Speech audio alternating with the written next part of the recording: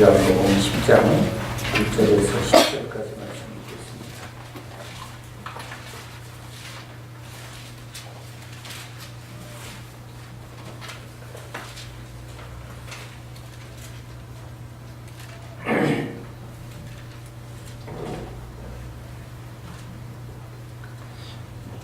요한복음 10장 1절에서 10절의 말씀 다 같이 함께 읽습니다.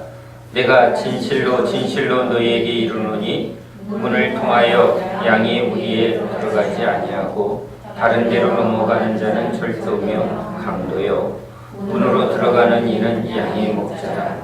문지기는 그를 위하여 문을 열고 양은 그의 음성을 듣나니 그가 자기 양의 이름을 각각 불러 인도하여 내느니라. 자기 양을 다 내놓은 후에 앞서 가면 양들이 그의 음성을 아는 고로 따라오되 타인의 음성은 알지 못하는 고로 타인을 따르지 아니하고 도리어 도망하느니라. 예수께서 그 비유로 그들에게 말씀하셨으나 그들은 그가 하신 말씀이 무엇인지 알지 못하니라. 그러므로 예수께서 다시 이르시되 내가 진실로 진실로 너희에게 말하노니 나는 양의 문이라. 나보다 먼저 온 자는 다 절도요 강도니 양들이 듣지 아니하였느니라. 내가 문이니 누구든지 나로 말미암아 들어가면 구원을 받고 또는 들어가며 나오며 꼴을 얻으리라. 도둑이 오는 것은 도둑질하고 죽이고 멸망시키려는 것뿐이요 내가 온 것은 양으로 생명을 얻게 하고 더 풍성히 얻게 하려는 것이라. 아멘. 예수님은 양의 목자입니다. 예수님은 죄로 죽은 우리를 살려서 이 비유처럼 목자의 음성을 따라가는 양과 같은 존재로 우리를 바꿔주러 오십니다. 우리는 짐승의 비유로 보면 죄인은 양이 아닙니다. 양은 주인을 위해서 모든 것을 희생하는 존재일 뿐입니다. 양은 자기의 힘으로 살 수 없는 존재. 그러므로 예수를 통해서 생명을 받고 구원을 받은 거듭남을 체험한 존재, 양이지요. 그런데 보편적인 존재는 비유로 보면 개, 사람의 말을 먹을 것을 주는 그 사람을 잘 따라가는, 그렇게 생각하면 많은 짐승들이 지금 사람의 그리고 사람이 주는 먹이를 쫓아가고 있습니다. 그 세계에서도 약육강식, 힘을 가진 사자, 맹수가 되고 또 그렇게 돼야 한다. 그게 성공이라고 가르치는 거죠. 무기를 가져야죠. 그러니까 사람들도 호랑이 같은 사람이 있고 또 좀 돼지 같은 사람도 있고 그 얼굴에 그런 모습이 사실 이렇게 좀 나타날 때가 보입니다. 그 생각을 하면 넌 쥐띠니까 좀 쥐 같냐 이런 생각을 한번 해봅니다. 우린 양이 아닙니다. 죄인은 양이 아닙니다. 이 목자의 비유로 주님을 따라가는 제자들이 양이라는 것을 비유합니다. 그러므로 우리가 열심히, 돼지가 열심히 주의 음성을 들으면 양이 되는 게 아닙니다. 돼지가 죽고 양으로 다시 생명을 받아야 양이 되는 겁니다. 한번 생각해 보십시오. 돼지가 양 흉내를 낸다고 생각해 봅시다. 여우가 양의 탈을 쓰고 그렇게 비유합니다. 이 비유의 의미를 우리가 잘 깨달아야 되겠죠. 그러니까 우리가 누구인가를 아는 게 참 중요합니다. 자기가 양이라는 이 생명과 속성을 받게 된 것은 우리 안에 있는 것이 아니라 주님이 준 속성입니다. 이것을 먼저 생각해야 합니다. 내가 따라가는데 계속 염소인가? 염소가 양과 비슷하니까 자기가 염소라고 생각하는 게 치명적입니다. 그래서 주님이 이 위선을 그리고 가장 경계해야 될 건 미혹입니다. 자기를 속이는 거죠. 아니 그렇게 속이는 사단의 가르침을 자꾸 붙드는 것입니다. 비유로 말하는 것이죠. 어떻게 인간을 여러분 왜 양이라고 하겠습니까? 그런데 여기 양의 비유의 핵심으로 주님이 말하는 게 있습니다. 목자의 음성을 듣고입니다. 누구의 음성을 듣는가? 우린 늘 음성을 듣고 있습니다. 근데 누구의 음성을 듣느냐? 주님이 딱 말합니다. 내 양은 내 음성을 듣고.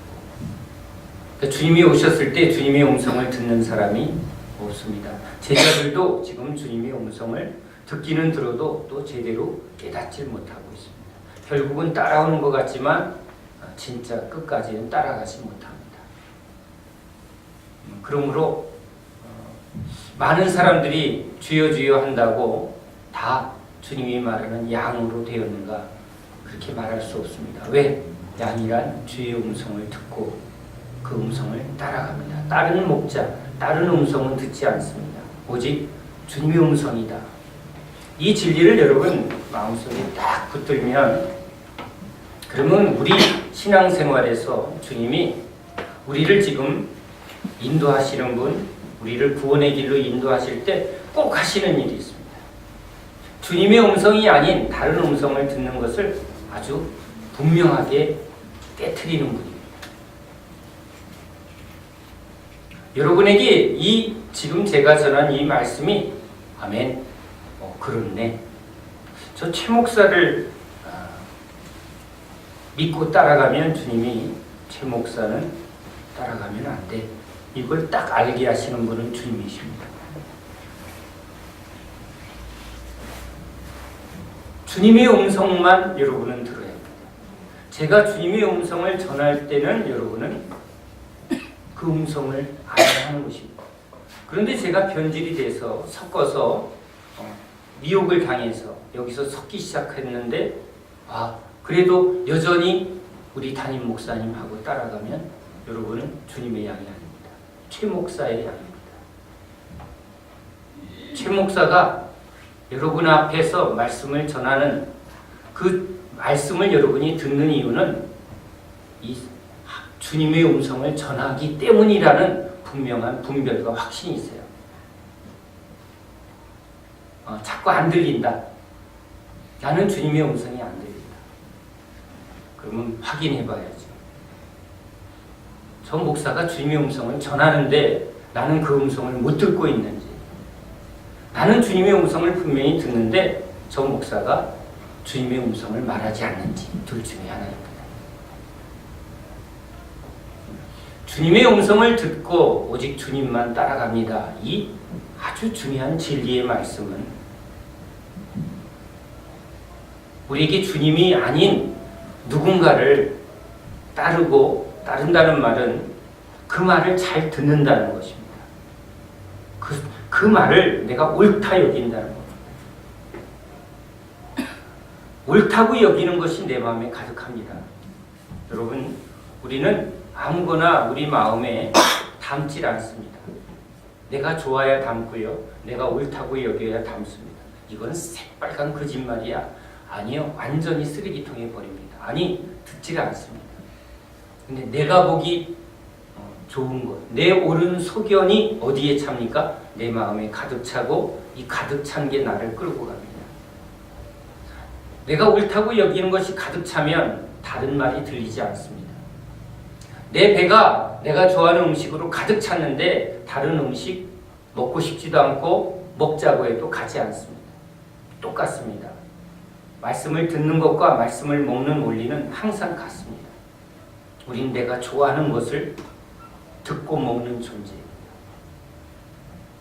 그러니까 내가 주님의 음성을 듣지 않고 뭔가 사람의 소리나 세상의 소리를 듣기 좋아하면 그 좋아하는 소리는 내 안에서 항상 쌓이게 됩니다. 왜? 모르니까.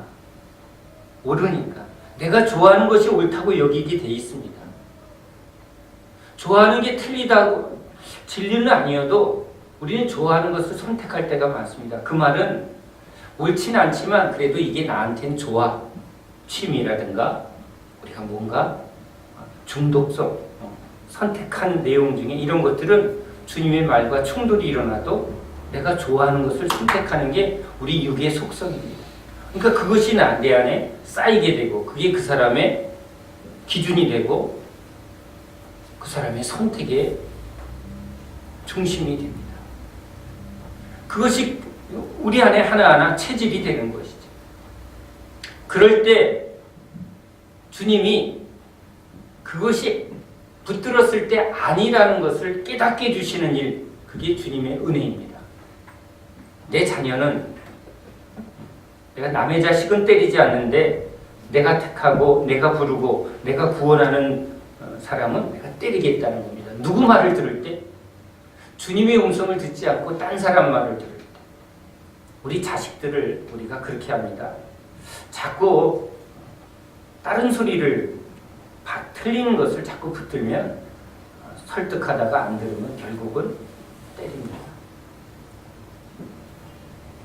그러니까 여러분이 지금 주님의 음성이 아닌데 여러분이 좋아하는 것을 붙들고 사는데 주님이 안 되게 해주시고 그 음성이 그걸 붙들었는데 그 계획을 붙들었는데 그걸 내가 계속 붙들고 있는데 그냥 그게 잘 되게 된다. 그러면 심각합니다. 왜냐하면 그 사람은 주님의 음성을 듣지도 않고 따르지 않을 것이기 때문에 그렇습니다. 탕자의 비유 속에 이 내용이 들어있습니다. 아버지와 함께 있지만 그는 자기 계획을 지금 계속 쌓고 있습니다. 내가 돈만 있으면 가서 뭘 하면 잘 될 텐데 하고 지금 막 계획을 세웁니다. 계획 세웠다고 바로 행동에 옮기지 않습니다. 그걸 계속 품죠. 또 이렇게 하면 더 잘 될 것 같아. 이렇게 하면 더 잘 될 것 같아. 그러면 자기 계획이 가득합니다. 그러면 이 일을 했을 때 아버지의 마음이 어떨까? 이런 건 중요하지 않습니다. 왜? 자기 계획이 가득하니까. 처음에는 그런 것도 생각해 봅니다. 내가 유산 달라 그러면 아버지가 기분 나빠할까? 그런데 그 생각이 언제 없어지냐면 내 계획을 계속 이걸 하면 또 뭐가 되고 뭐가 잘 되면 하고 이걸 키워놓으면 내 마음속에 혹시 아버지가 싫어할까? 이런 생각 없어집니다. 왜? 내 생각이 가득합니다. 내 생각이 가득하면 이제 다른 생각이 들어오지 않고 이 가득한 생각이 나를 끌고 갑니다. 아버지한테 가서 돈 달라고 말합니다. 유산 나 먼저 주세요. 어차피 줄 거잖아요. 줘야 할 이유를 가득 붙들게 됩니다. 우리가 우리 계획에 가득할 때는 그냥 그거 해야지가 아닙니다. 그걸 계속 키워내야만 가득해집니다. 이걸 잘 되면 그 다음은 뭘 하고 그 다음은 뭘 하고 그것이 되면 난 또 뭐 하고 해서 이걸 자꾸 이렇게 계획이 가득하죠. 그것을 이루었을 때 또 누려야 할 나의 기쁨, 나의 즐거움 막 그런 생각이 가득합니다. 그러면 해야 될 이유가 너무너무 많습니다. 이건 해야 안 됩니다. 이게 하는 게 하나님의 뜻이야. 가득한 거지. 그 가득할 때 그런 것들이 이제 구체화적으로 이루어질 것 같은 확신이 오는 겁니다. 가득할 때 확신도 오는 겁니다. 그래서 탕자가 아버지한테 얘기합니다. 아버지, 어차피 줄 거잖아요. 어차피 그건 내 몫이잖아요. 꼭 돌아가셔야 제가 받습니까? 이왕 주시려면 제가 지금 아주 좋은 계획이 있는데 이거 잘 되면 내가 아버지 몇 배 그냥 갖다 드릴게. 원금 보장합니다. 아니죠. 계획이 가득하면요. 여기 꼭 뻥이 합니다. 내 2배로 돌려드릴게. 내 계획 속엔 지금 10배가 남았으니까. 막 이런 게 가득한 거죠. 그 계획을 가지고 지금 결국은 떠나서 잘 될 거라는 그 믿음에 벌써부터 쓰기 시작합니다. 잘 된 후에 쓰지도 않습니다. 잘 됐을 거라고 믿고 일단 한턱 냅니다. 그게 전형적인 우리 죄인들의 특성입니다. 자, 그런데 그가 언제 즉 자기가 옳다고 여긴 것이 다 안 됐을 때죠. 조금이라도 남으면요. 10개 가졌는데 하나만 남아도 이 사람은 요 하나로 또 10배를 만들 수 있다는 확신을 갖습니다. 그걸 내가 그때 잘했으면 됐어 해서 또 언제까지요? 요 마지막 하나까지. 내가 생각하는 모든 가능성이 완전히 끝났을 때, 완전히 바닥이 났을 때, 나 진짜 망했구나. 꼬도 보고, 그죠? 별의별 방법을 다 해도 이젠 더 이상 나한테는 소망이 없을 때, 그때야 아버지 생각이 납니다. 내가 가득할 땐 아버지 생각 안 됩니다. 아버지 생각은 내 생각입니다. 왜냐하면 아버지의 진짜 생각을, 아버지가 어떨까는 진짜는 생각하지 않고 내가 생각하는 아버지죠. 내가 생각하는 하나님이죠. 근데 그건 하나님이 아닙니다. 그건 여전히 나입니다. 자, 왜 이 비유를 주님이 하셨냐면, 그가 안 돼야, 자기 뜻이 안 돼야 아버지 앞에 돌아온다. 그러면 이 비유 속에 하나님이, 그 능력이 하나님이 좀 잘되게 해주시면 안 되냐는 거예요. 근데 잘되게 하면 그 아들은 계속 자기 계획이 옳다라는 걸 끝까지 붙들다는 거예요. 그러니까 이 비유 속에 안 되는 것을 되게 하실 수 있는 하나님이 안 되는 아들을 안 되게 내버려 두신, 이게 은혜죠. 여기서 한 발 더 나가면, 하나님이 진짜 사랑하면 잘 되게 안 해주시는 게 사랑이죠. 자기 뜻대로 잘 되면 절대 돌아오지 않을 것을 아는 하나님께서는 잘 되게 해주실 수도 없는데, 그런데 주님이 잘 되는 놈을 쫓아가서 안 되게 악담하지 않아도 망하게 하는 놈이 있고 따라간다는 겁니다. 그래서 주님이 사단을 벌써 심판하셔야 될 때 내버려 둡니다. 왜? 사단아, 너는 네 일 해봐. 사단은 그게 자기의 승리라고 믿고 어찌하든지 신실한, 하나님을 이런 관계된 사람들을 망하게 합니다. 죽게 만듭니다. 자, 이 영적 원리를 우리에게 성경을 통해서, 욥기를 통해서, 그렇죠? 욥기를 통해서 허락하신 하나님, 그리고 적극적으로 망하게 하는 사단. 이 이야기를 지금 하나님 우리에게 구체적으로 합니다. 애굽에서 사는 사람들의 모든 삶의 태도는 어떻게 하면 잘 사나입니다. 어떻게 하면 성공하나. 그것에 아주 체질화된 곳 애굽입니다. 그래서 세상살이에는 잘 되는 법, 그렇죠? 이게 아주 기본입니다. 아주 교육의 핵심입니다. 어떻게 하면 잘 사나? 어떻게 하면 잘 되나? 누가 어떻게 하면 망합니까? 이런 걸 가르쳐주는 데가 없습니다. 그렇죠? 정신병자죠. 잘 되는 법, 성공하는 법, 잘 사는 법, 형통하는 법, 다 그걸 원합니다. 그런데 지금 이 애굽은 세상의 법이요, 죄의 법이요, 하나님을 거역하는 이 육체의 법입니다. 이 육체의 법이 잘 되는 곳이 애굽입니다. 거기서 나와서 하나님이 광야에서 이제 하나님의 법을 가르칩니다. 세상이 안 되고 하나님의 법이 되어지는 곳 광야입니다. 육체가 안 되고 오직 은혜로 되는 곳. 욕망이 죽어지고 세상이 죽어지는 곳, 바로 애굽입니다. 그러니까 애굽으로 끌어낸 사람들, 그걸 주님이 내 양은 내 음성을 듣고 따라왔다는 겁니다. 그러면 양들에게 주님이 만들고자 하는 체질은 뭐죠? 세상에서는 세상 체질이 안 되는 삶으로 주님이 끌어내신 겁니다. 여전히 세상 체질을 가지고 있다면 주님은 광야에서 그 체질을 철저히 깨부수고 죽이고자 합니다.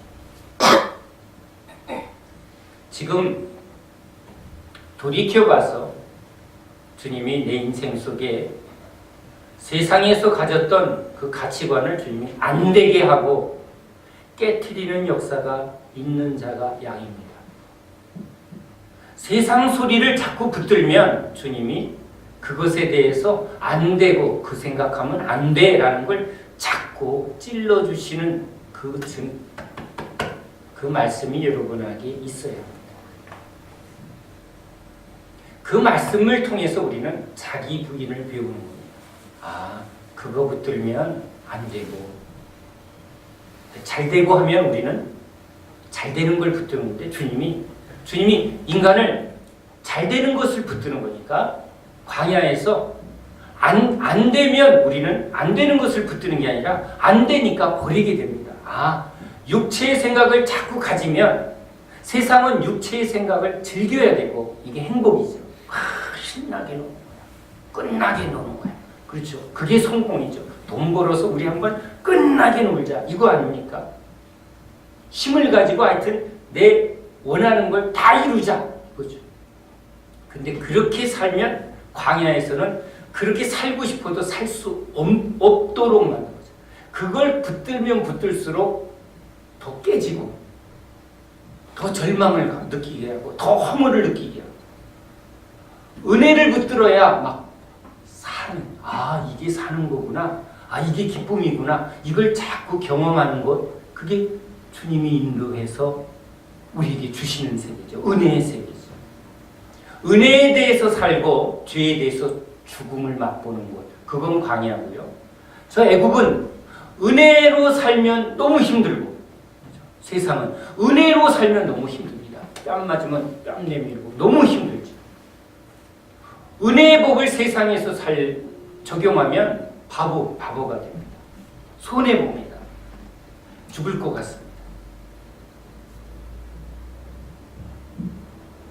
그러니까 하나님이 세상 속에서 먼저 끄집어내서 세상에 길들여진 우리를 세상에 대해서 죽고 은혜에 대해서 이게 더 좋은 거구나.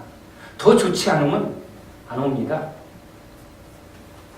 지금도 우리 신앙생활을 하면서 참 은혜가 옛날 육의 즐거움보다 더 확실히 좋구나라는 것을 맛보지 않은 사람은 금방 뿌리 뽑혀 나갑니다. 그런데 여기 그래도 이 시간에 앉아있는 분들은 맛을 좀 봤습니다. 만나도 먹어보고 생수도 먹어봤습니다. 그렇기 때문에 밖에 나가서 이것저것 주워 먹어봐야 진짜 만족은 없네. 그리고 이제 은혜의 법을 따라서 왔는데도 그 이상하게 여전히 가끔씩 자꾸 뒤로 이렇게 왜 이렇게 끌려가는지 그게 참 아직도 모르겠다는 것이죠. 근데 이 과정을 주님이 철저하게 합니다. 왜냐하면 이것은 능력으로 주님이 우리를 새롭게 한 후에도 이 육체는 우리를 끊임없이 붙들기 때문입니다. 그런데 이렇게 붙드는 육체의 속성에 이제 광야에서 진짜 많은 과정을 철저히 겪지 않으면 이 가나안에서 더 큰 실패를 경험하기 때문에 이젠 자기 혼자가 아니라 자기를 통해서 더 많은 사람에게 영향을 주고 있기 때문에 그렇습니다.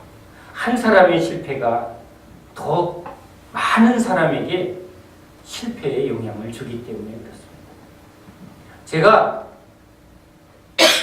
목사가 되기 이전에 평신도 생활할 때 제가 뭐 술 한잔 먹고 밖에서 꼴값을 떨어봐야 그 사람 뭐 그렇지 뭐 별로 영향을 주지 않습니다. 그런데 이제 제가 어느 날 수요 예배 끝나고 오비 맥주집에 가서 만시시 먹고 그냥 완전히 뭐 인사불성 됐더라. 그래서 뭐 옛날 습관이 나와서 2차, 3차 나이트 가고 막 이랬더라. 다음날 아침 이러면 이제 이 교회는 문제가 됩니다.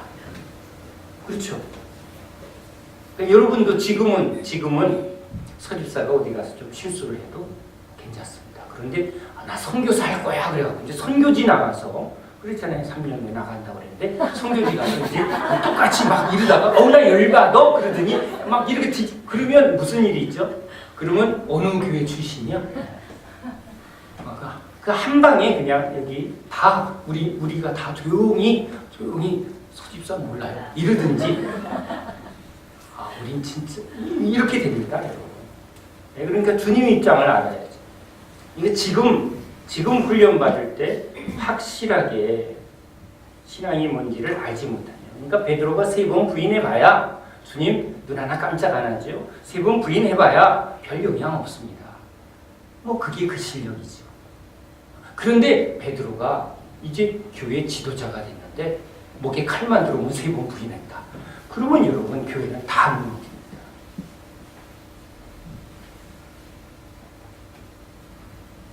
그러니까 우리 안에 진짜 주님을 따라가면 뭐가 안 되고 뭐가 잘 돼야 되는지를 우리가 모르면, 우리가 이 분별이 없다면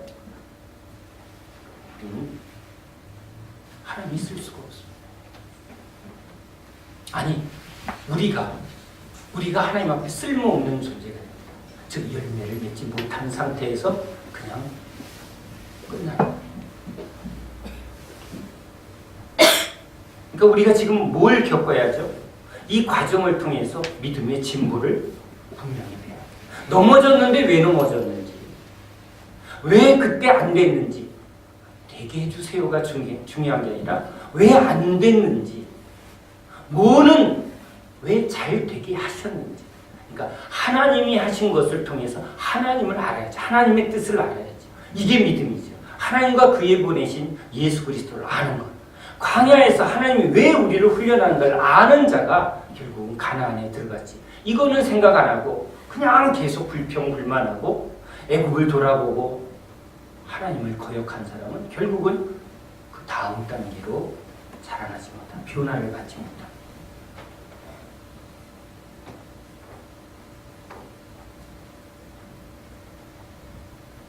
자, 이런 과정을 우리가 다 겪는 중인데 여기서 아주 무서운 속성이 나옵니다. 합리화. 오늘 우리 교회 한 식구가 자꾸 자기의 생각을 하나님 앞에서 합리화하는 자기를 본다는 거죠. 그래서 맞다. 그게 우리 속성입니다. 자기 부인을 안 하고 합리화를 한다는. 왜요? 합리화라는 그 합당한 이치, 이게 뭐죠? 이것도 옳잖아요. 이거 자기 의지예요. 합리화라는 이 단어는 결국은 의예요. 자기 옳은 소견을 계속 붙들. 하나님은 어쩔 수 없잖아. 이건 저 사람도 하잖아요. 꼭 우리는 이래야 돼. 이런 이유를 대면서 결국은 이 안에는 뭐죠? 자기가 붙든 것을 포기하지 않겠다는 거죠. 내가 틀렸습니다. 이걸 안 하나. 자기 부인을 안 하고.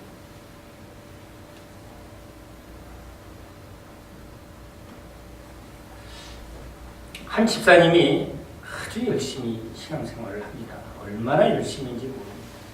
직장에서도 되게 열심입니다. 전도도 열심히 하고 교회도 열심히 합니다. 그런데 그 열심히 열매를 맺어야 되는데 이 자기 부인을 모르면 그 자기 열심이 계속 성령과 충돌이 일어납니다. 사람들에게도 전도를 해도 그 전도가 열매를 맺는 것 같지만 결국은 상처를 주는 경우를 많이 봅니다. 왜? 자기 오름이 강하니까. 그러니까 옆에 그분의 열심 앞에 많은 사람들이 저분 믿음 좋지. 그런데 가까이 가기에 너무 무서운 당신. 그런 경우를 봅니다. 그걸 제가 이렇게 보면서 진짜 자기 부인이 뭔가를 다시 한번 또 되돌이켜 보게 합니다. 우리 신앙이 결국은 주님이 쓰시기에 합당한 수준으로 올라가야 되는데 광야에서는 하나님이 쓸 수 없는 그 상태를 지금 이 과정을 통해서 하나님이 써서 그 사람 안에도 열매, 그 사람을 통해서도 열매죠. 그러니까 많은 믿음의 사람들은 다 광야의 과정을 통과시킵니다. 통과를 해야 사역이 열립니다. 예배에서, 삶에서 균형이 있게 사람들을 섬기는데도 주님의 온유하심이 나타나고 겸손함이 나타나고 주님의 은혜가 흘러가고, 그러면 그 사람도 열매고 그 사람을 통해서도 열매가 나오는 거죠. 근데 본인의 열심만 나타나고 그 사람이 진짜 하나님의 뜻을 나타내는가 아닌 경우를 너무 많이 듣게 됩니다. 최근에 우리 교회 성도를 통해서 장로님이 운영하는 회사, 장로님이 운영하는 회사 안에 그 다니는 직원들이 시험에 대한 일들을 이렇게 보게 됩니다. 예배도 드리고 하나님 이렇게 말하지만 궁극적으로는 자기 아들 거, 자기 자녀 거 이런 식으로 그 안에 불법과 부조리를, 그러나 교회에서는 그런 충성스러운 장로님처럼 보여지는 일들. 세상에서도 그렇게 행동하면 안 될 일을 그냥 무대뽀로 밀어치는 일들을 이렇게 합니다. 그럼 도대체 그동안의 신앙생활은 도대체 무엇을 근거로 한 신앙생활이었을까? 잘되게 해주셨습니다. 근데 뭐가 잘된 걸까? 자전거 타고 인쇄소 배달하다가 큰 기업을 이뤄서 장로가 되고 무슨 회장이 됐습니다. 하나님이 하셨습니다. 간증도 엄청 나오고 모두 책도 내고 막 했는데 그 열매가 도대체 기독교의 우리 예수님의 가르침은 어디 있는가? 이런 일들을 우리가 보게 됩니다. 우리 이야기입니다. 이건 우리가 저 사람 막 욕한다고 이게 결국은 우리한테 우리 얼굴에 침 뱉는 일입니다. 그런데 이것을 경고 삼아서, 이 출애굽의 이야기를 경고 삼아서 지금 우리가 서로를 돌아보면서, 그러면 나는 어떤가? 내 안에 뭐가 가득하고 진짜 있어야 할 게 없는 건 뭔가? 자기 열심과 또는 자기 욕망을 버리지 않고 하나님 내 뜻을 이루어 달라고 결국은 내가 원하는 나의 삶을, 내 생명을 버리지 않고 주님이 주는 진짜 예수 생명이 내 안에 있기도 전에 내 생명이 잘 되는 것을 추구하는, 즉 광야를 통해서 내 생명이 죽고, 즉 육의 생명이 죽고 예수의 생명으로 살아가는 이런 생명의 변화, 생명을 주고, 오늘 말씀의 핵심이 내 양은 내 음성을 듣고 따라가는데, 이 말씀이 곧 생명이라, 이 말씀은 단순히 지식의 전달이 아니라 생명을 주고 그 생명을 자라나게 하는 그 목적을 위해서 주님의 말씀은 살아서 운동력이 있고 그 말씀은 생명의 말씀이라는 거죠.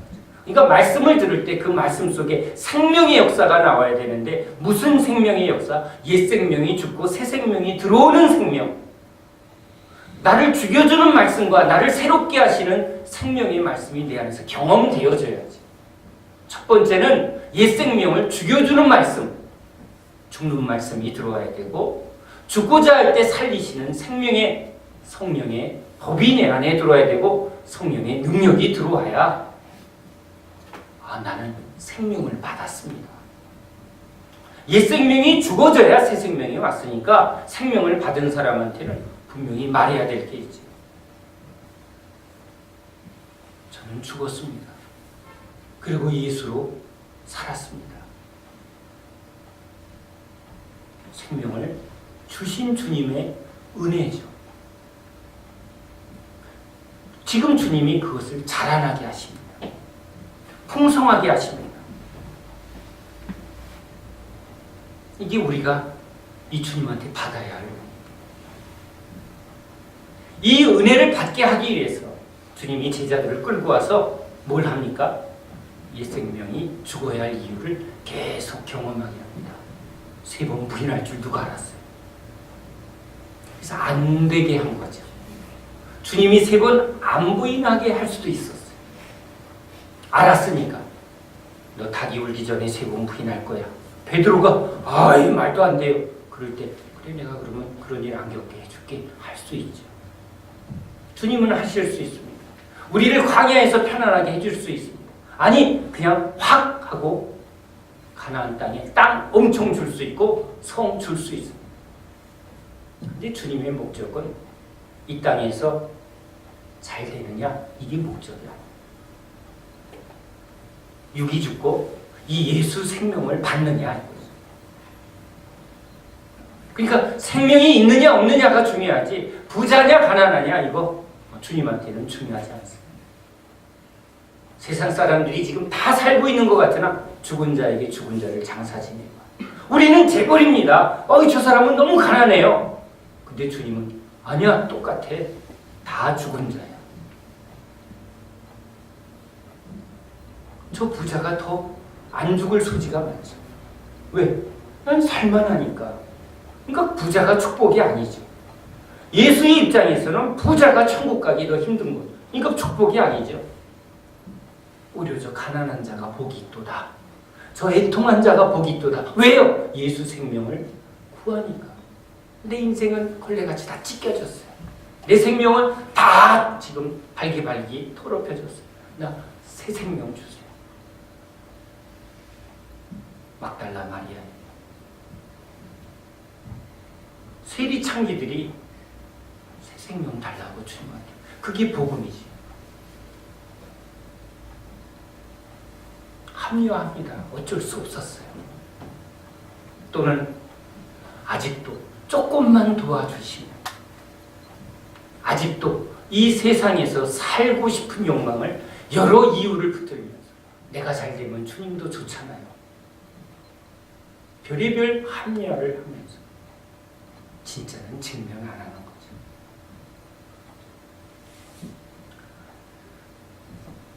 예수님이 말씀하시죠. 지금 제자들에게 말씀합니다. 그 말을 듣는 사람. 근데 그 말은 세상 사람들이 듣고 싶은 소리가 아니라 내가 십자가에 죽어야 하겠다. 예수님이 죽어야 한다는 말은 예수를 따르는 사람들, 예수를 믿는 사람들도 예수와 함께 죽어야 한다는 진리를 붙드는 거죠. 맞습니다. 주님의 말씀이 맞습니다. 주님이 죽어야 함에 맞습니다. 저도 죽어야 합니다. 옛 생명이 죽어야 새 생명이 들어옵니다. 무엇이 잘 되고 무엇이 안 돼야 할까요? 이제 이 부분에 대해서 우리는 주님의 계속적인 반복적인 훈련 속에 하나하나 이게 내 안에서 깨달아져야 돼요. 주님 맞습니다. 이거 안 돼야 되고요. 이건 잘 돼야 합니다. 주님 뜻이 잘 돼야 되고 내 뜻이 안 돼야 합니다. 내 육이 안 돼야 되고 주의 말씀이 내게서 이루어져야 합니다. 좁은 문이 많네요. 좁은 길이 많네요. 주님이 오라는 길이 저기 좁은 게 맞습니다. 육은 싫고 내 안에 주시는 은혜만 그래 맞다고 지금 나를 지금 끌고 가려고 합니다. 내가 그 은혜를 붙들고 이 은혜는 주님이 주신 거죠. 내 안에 주님이 은혜를 주셨습니다. 그렇죠? 이 은혜를 이거 주님이 준 거잖아요. 내가 한 것이 아니요 주님이 나를 먼저 알아서 나한테 인쳐주고 나한테 깨닫게 해준 거. 이 진리, 이 말씀이 나를 구원합니다. 아플 때 약이 나를 고치는 것처럼 주님의 말씀이 나를 생명을 주고 풍성케 하러 오신 주님이 나의 구원입니다. 난 예수 생명으로 살아야 되고 예수 생명 안에서 뿌리를 내려서 더 풍성하게 되어야 합니다. 예수 생명에 뿌리 내리지 않고 잘 되려고 하는 모든 육의 속성은 안 돼야 합니다. 편안한 것, 안락한 것, 재미난 것, 독약이죠. 이 말씀을 들어도 우리는 또 금방 이 몸은 재미나고 즐거운 쪽에 막 움직여요.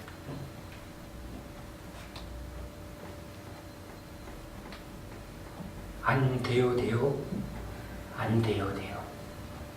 그래도 계속 안 돼야 된다는 것을 붙드는 사람이 그러면 이제 마음이 상하죠. 여러분 마음이 상할 때까지 주님이 기다리십니다. 내가 내 뜻대로 이젠 진짜 죽어야 돼. 그래서 내가 내 가슴에 못질을 잘하는 걸 믿음이라고 말하지 않고 주님은 뭐라고 하냐면 맞아요 하는데 계속 지금 이 거스리고 가는 이놈 때문에, 이런 나 때문에, 이게 나인데 내가 나를 어찌할 수도 없고 아는데도 안 되고 하니까 그때 마음이 상합니다. 마음이 언제 상하냐면 이럴 때 상하는 거예요. 마음으로는 원인데 내 안에 이놈은 어떻게 그렇게 해줘도, 주님이 그렇게 열심히 해줬는데도, 그렇게 해줬는데도 어떻게 그렇게 배반을 그렇게 하느냐 할 때 내가 이제 마음이 상해집니다. 이렇게 상해봐야 다른 사람이 그럴 때 그럴 수밖에 없어 하고 이해합니다. 낮아지는 거지. 그럴 때야 죽여주세요가 내 안에서 나오기 시작합니다. 내가 구하는 제사는 상한 심령이다. 요즘 상한 심령을 조금씩 맛보는 사람들이 있어서 좋습니다. 상한 심령을 사모하시기 바랍니다. 그래서 가난하고 애통한 심령을 주님이 복이 있다 하신 것이 내 안에서 아멘 아멘 깨달아가는 저와 여러분 되시기 바랍니다. 기도합니다. 하나님,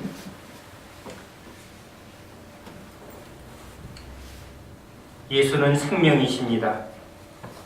우리에게 생명을 주시고 풍성케 하려고 주님이 오셨습니다. 베드로의 옛 생명이 죽어지고 예수 생명으로 충만해졌을 때 베드로는 자기가 사는 게 아니라 예수님이 사는 참된 제자의 삶을 살아갑니다. 우리도 그렇게 되길 원합니다. 그렇게 되게 해 주실 줄로 믿습니다. 그 주님을